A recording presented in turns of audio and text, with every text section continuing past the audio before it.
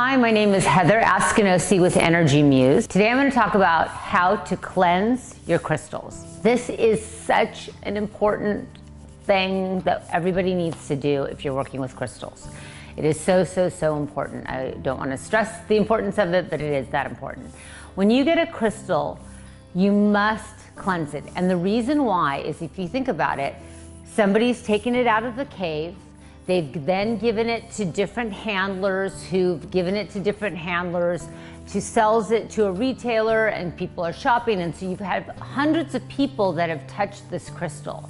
So you want to make sure that you clean it. It's kind of like if you bought a piece of furniture, a glass table, even though it was clean when you got it, you want to clean it with some kinds of cleanser so that it's really clean when you get it in your space.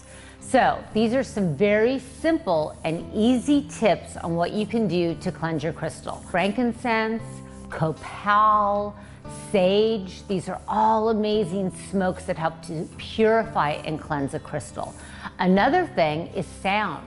You could ring a bell or a singing bowl above the crystal, or you could even clap if you don't have anything on hand, and just use your intention that you're clapping out any energy that was in or held within the crystal. Another thing is to put it out in Mother Nature.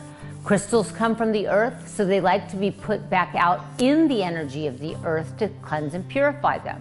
You could put them under a full moon. You could lay them out in the sun for a few hours. Or some people that live in the city and they're like, you know, it's not as easy for me to do that.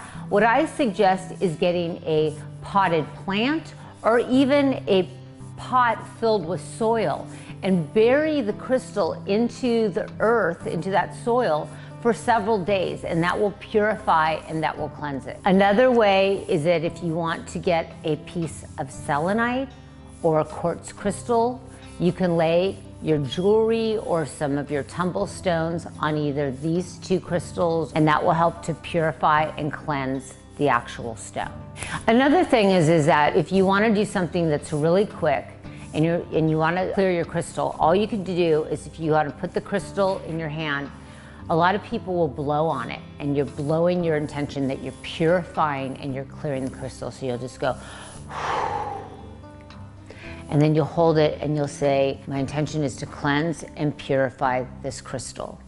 If you do not have dry sage, you can get a sage leaf. You could buy these at the grocery store, and you could wrap your stone in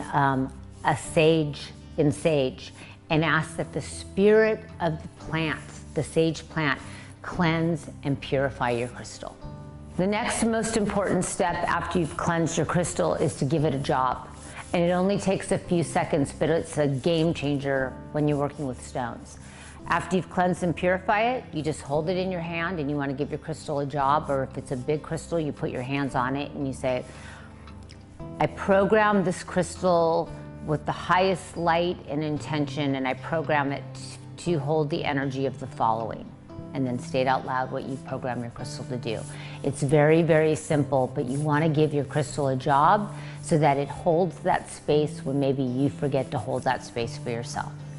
Thanks for joining me today and learning more about how to cleanse your crystals. Make sure to go to energymuse.com and sign up for our newsletter. And also don't forget to check out our new book, Crystal Muse. Namaste.